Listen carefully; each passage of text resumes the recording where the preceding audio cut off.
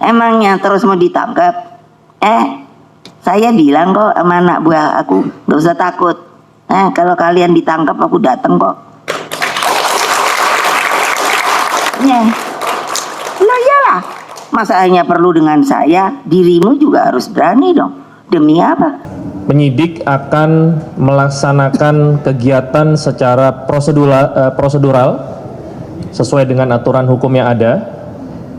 Siapapun yang memang ditemukan padanya alat bukti yang cukup untuk dapat dilakukan proses penyidikan tentunya akan ditindaklanjuti oleh KPK.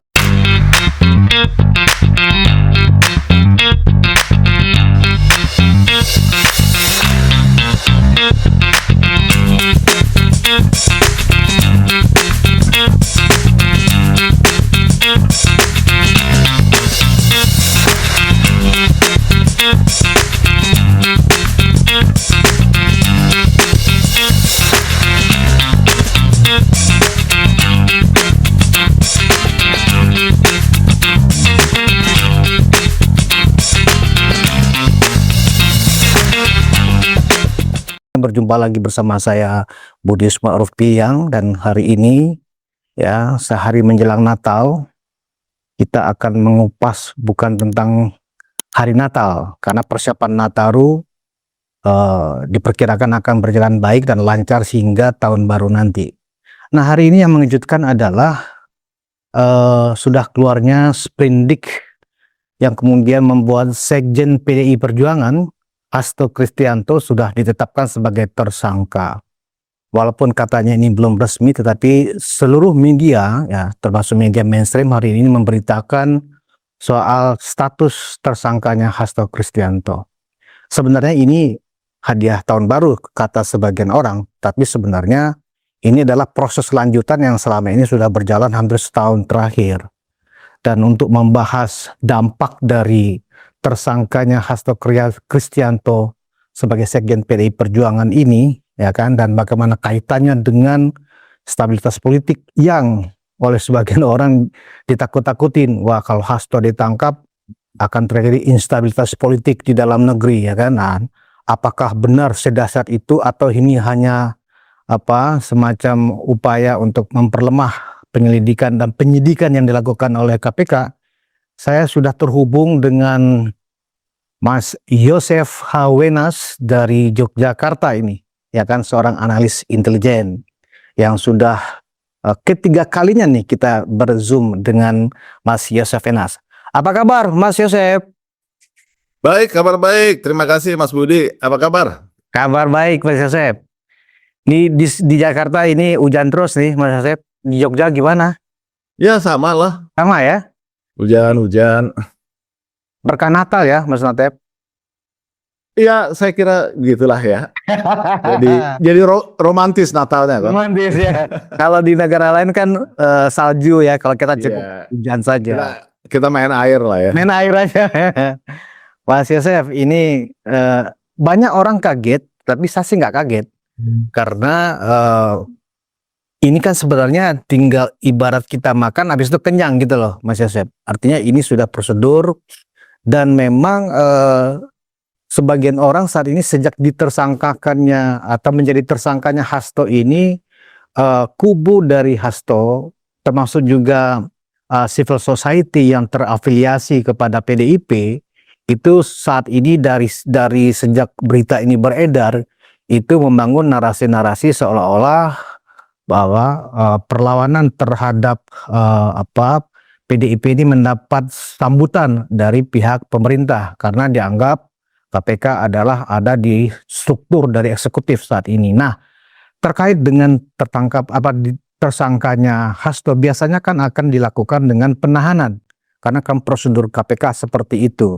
Nah, yang ditunggu-tunggu saat ini adalah apakah ketum PDIP benar akan mendatangi kantor KPK seperti yang pernah pekan lalu itu disampaikan oleh Ibu Megawati. Nah, saya minta komentar singkat dulu atau mungkin juga analisa dari Mas Yosef dengan status baru dari Hasto Kristianto ini, dampaknya dan kemudian lanjutannya seperti apa, Mas Yosep?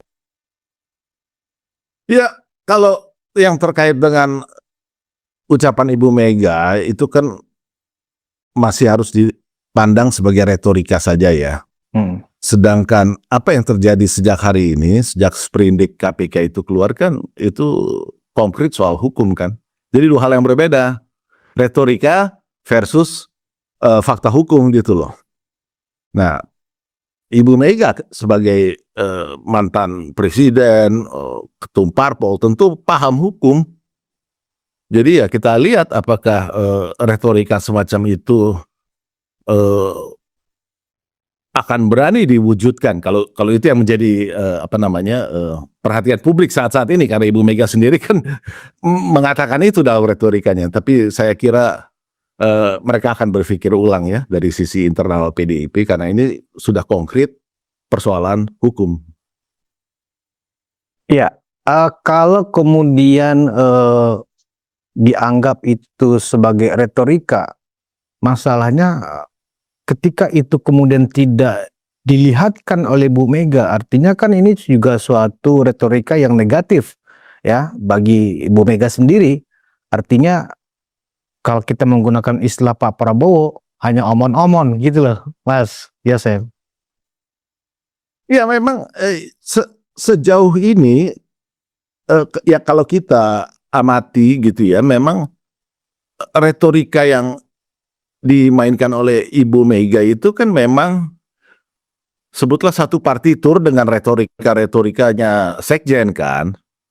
Jadi narasi publik itu kan memang dikuasai kelompok sekjen ini.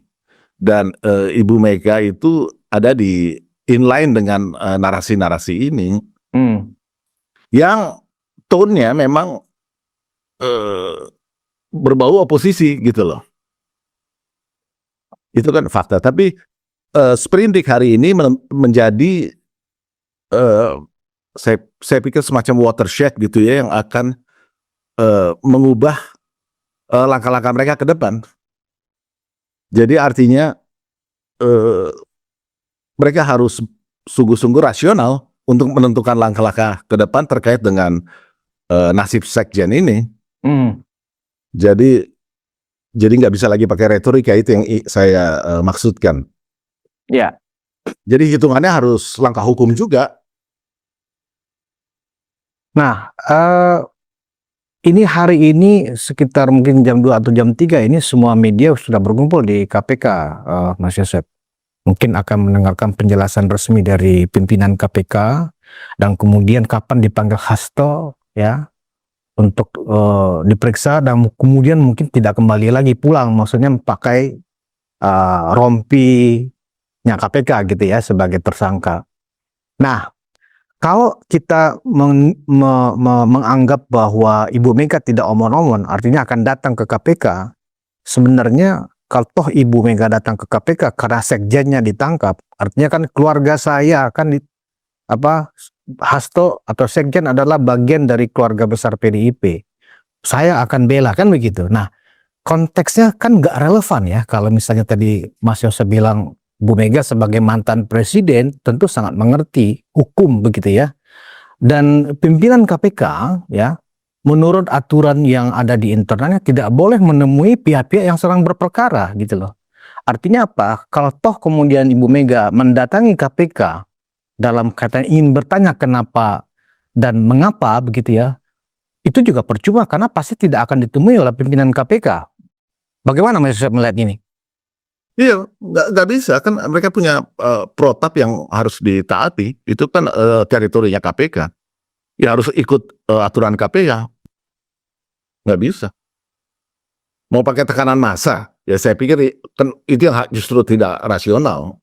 Arahnya sepertinya akan ke situ kalau kita melihat bahasa-bahasa yang muncul, Mas Yosef. Masih perlu waktu untuk melihat itu ya, karena saya kira hitung-hitungan risiko politiknya cukup besar ya kalau itu dilakukan secara gegabah ya. Mengingat di dalam PDIP sendiri kan ada kubu-kubu juga. Bukan hanya kubunya sekjen ini kan. ini kan sebetulnya kembali lagi ke persoalan triangle yang pernah kita bahas antara Ibu Mega dengan dua ahli warisnya ini kan. Yang Iya. sebetulnya belum bisa diselesaikan juga oleh Ibu Mega sendiri. Jadi masih dalam keadaan yang begitu gamang. Terkait soal transisi kepemimpinan kan.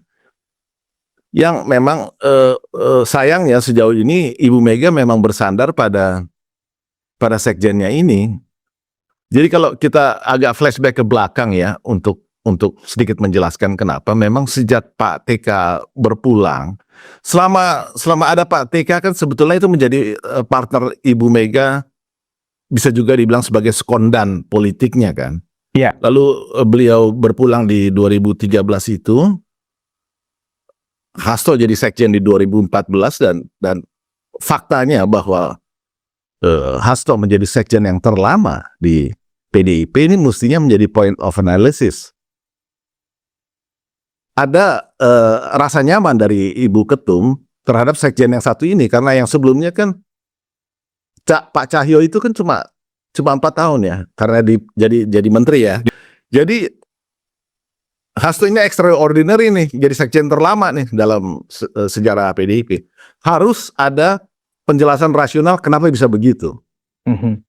Karena dia polanya anomali sendiri kan. Jadi saya melihatnya memang Hasto ini yang bisa menggantikan peran almarhum Pak TK bagi Ibu Mega.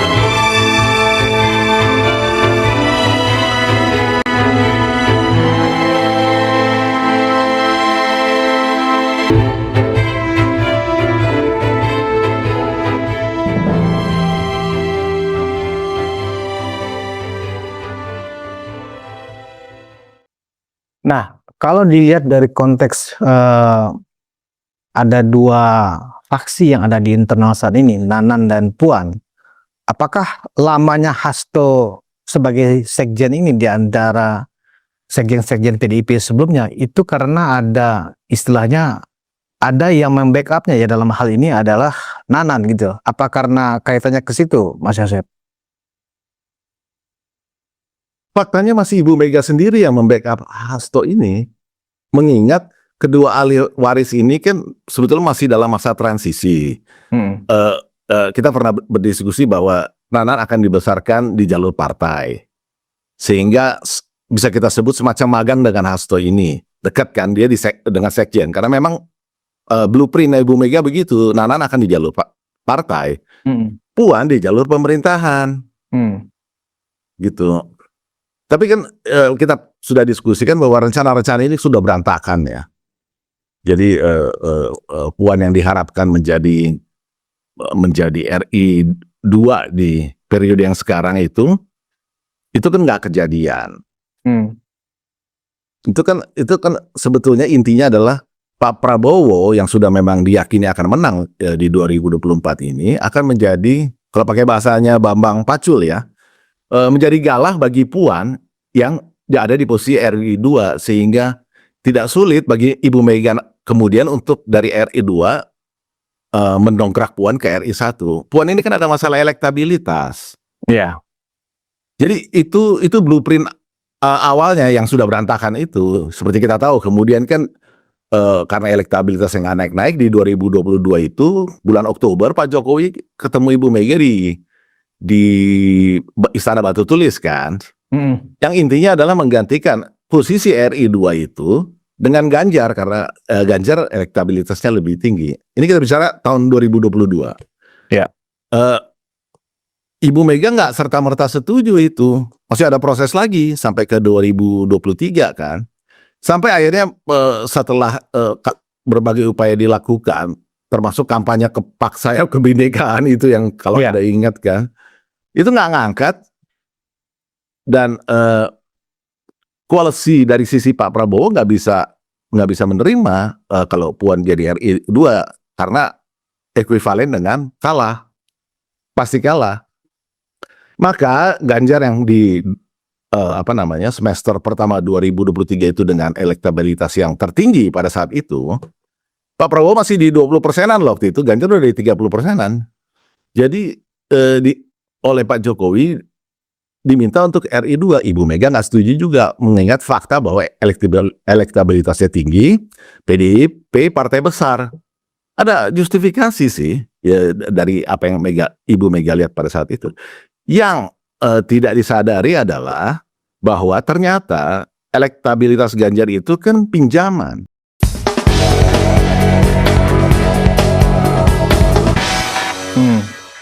Dari yang namanya Jokowi Effect.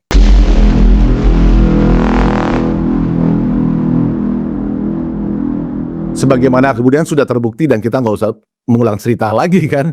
Semua kan berpindah begitu publik lihat bahwa ternyata Pak Jokowi nggak di belakang Ganjar, tapi kemudian ada di belakang Pak Prabowo, kan pindah semua. Ya itu kita semua sudah tahu. Tapi dalam konteks semester pertama 2023, begitu cara pandangnya. Dan Pak Jokowi masih mengusahakan terus kan agar skenario Prabowo RI1 Ganjar RI2 itu terjadi melalui manuver di Kebumen, saya kira di sawah itu yang fenomenal itu kan. Dan manuver ini kelihatannya membuat Ibu Mega marah. Sehingga di fait accompli, nggak lama setelah itu di fait accompli 21 April langsung diumumkan Ganjar sebagai RI1. Ya. Nah setelah itu terjadi ya selesai, bubar.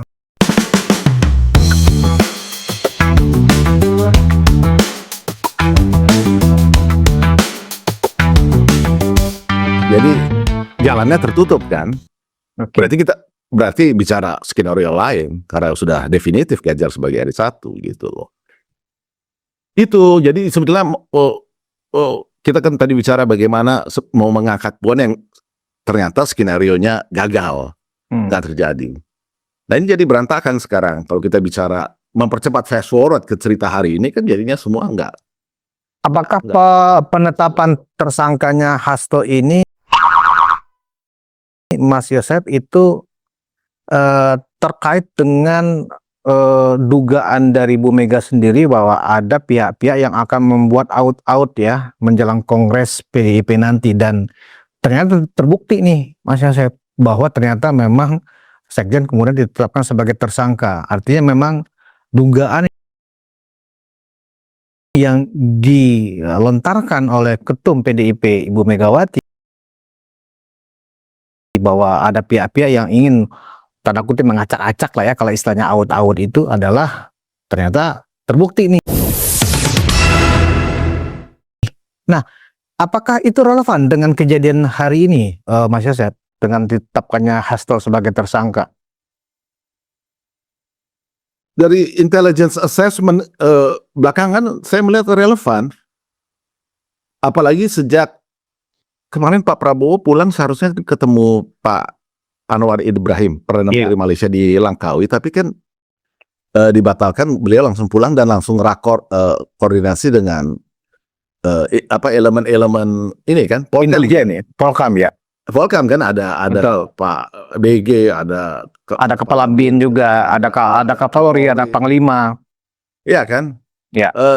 Saya melihat ini ada hubungan dengan berita hari ini dan antisipasinya ke depan. Walaupun yang muncul cuman yang dibahas adalah persiapan dan Presiden Nataru kan gitu. Ya kalau itu kan memang sudah jadi memang program tahunan pemerintah gitu ya, bahwa Nataru memang harus diurus gitu loh. Tapi mempercepat pulang hanya karena sesuatu yang sudah siklikal, saya nggak melihat alasannya. Itu kan siklikal kalau urusan Nataru kan, tahun ke tahun begitu aja. Rutin ya. Nah, apa kaitannya dengan tuduhan mengaut-aut itu? Itu kan urusan yang berbeda antara proses penegakan hukum dengan proses internal yang itu juga menjadi rutin 5 tahunan di PDIP. Apakah memang ada korelasinya gitu loh, Mas Yosef, dengan tersangkanya Hasto ini? Dan proses untuk Hasto ini menjadi tersangka kan juga nggak ujuk-ujuk gitu loh. Lebih kurang hampir, kalau kita lihat dari proses kasus ini sendiri kan dari 2019-2020, artinya kan cukup lama. Dan memang semakin mengerucut ketika pemeriksaan Hasto yang terakhir di mana HP-nya kemudian disita. Kan di situ persoalannya, ya kan?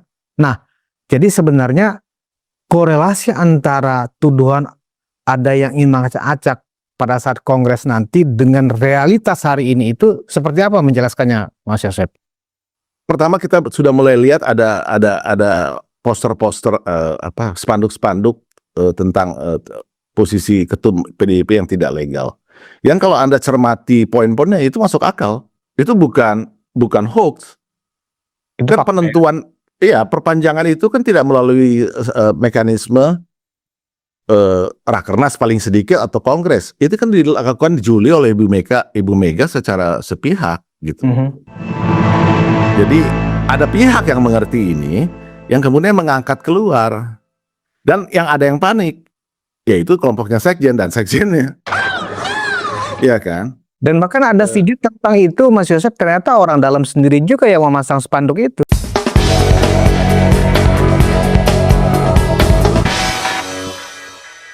Itu yang saya mau mengarah ke sana soal tadi kan pertanyaannya cawe-cawe. Tapi sebelum kita masuk, kita ulang sedikit dulu nih persoalan yang sempat mencuat ke atas, terutama sejak barangkali AI dan kita berdiskusi tentang skenario Pak Jokowi melakukan rekonsiliasi damai di PDP. Ini sebelum keluar SK pemecatan. Nah begitu. Supaya publik ingat ini timelinenya nggak berantakan gitu. Jadi ini kan lalu kita diskusi ini, Bang Yosef ya? Iya, benar. Sebelum pemecatan nih. Betul. Tapi kan kemudian keluar macam-macam retorika dari kubu Hasto yang intinya menolak apa yang dikatakan sebagai manuver damai Pak Jokowi itu, rekonsiliasi itu. Jadi, dan satu lagi kita tambahkan, pada saat Pak Guntur melontarkan itu di 2023 September juga, yang menolak itu kan orang yang sama, Hasto ini. Nah, sementara kita tahu bahwa konflik Puan dan Prananda ini kan bukan juga baru-baru, ini kan juga sesuatu yang sudah lama gitu loh. Dan kelihatannya ada yang maintain ini. Oh no! Ada yang merawat konflik ini untuk kepentingan tertentu.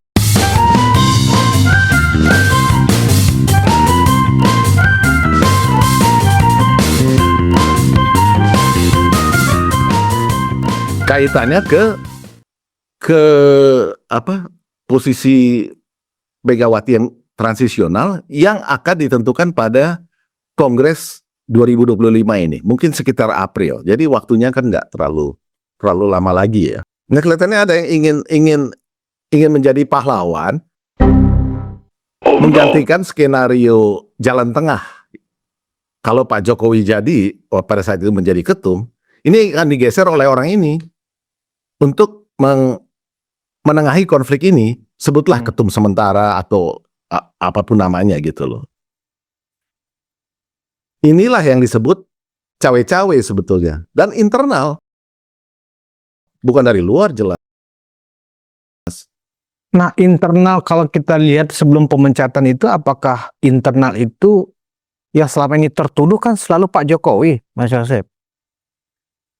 Pak Jokowi sudah selesai pasca PSK, itu kan sudah nggak bisa apa-apa lagi, apalagi SK-nya tegas, tidak bisa mengatasnamakan PDIP ini itu. Jadi skenario Pak Jokowi sebagai rekonsiliator, jalan tengah,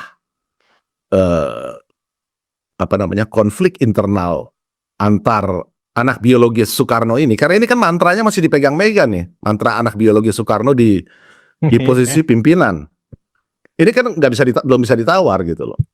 Nah, tapi kan jalan tengah untuk mengawal transisi itu kan hal lain gitu loh.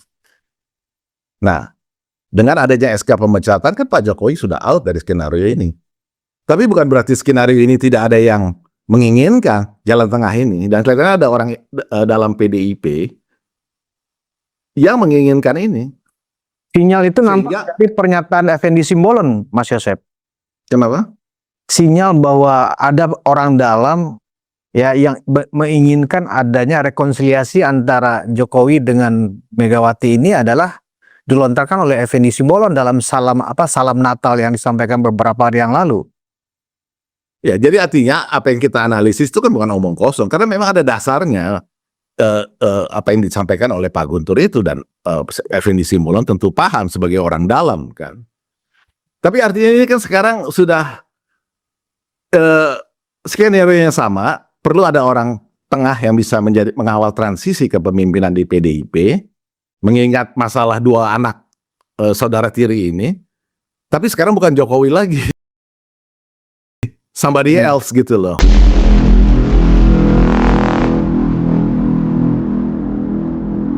Dan ini ada kaitannya saya kira dengan apa yang kita saksikan hari ini melalui Sprindik itu. Kalau dalam penelusuran Mas Yosef sendiri, siapakah pihak-pihak itu? Orang internal PDIP kah? Orang PDIP kah? Nggak terlalu sulit menduga-duga. Orang yang kena Sprindik hari ini, dia yang berkepentingan setelah 10 tahun untuk mengawal transisi kepemimpinan di PDIP. Orang yang kena Sprindik hari ini.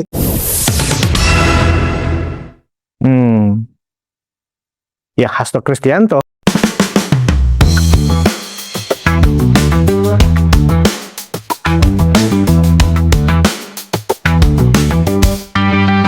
Iya. Nah, So you see the big picture now.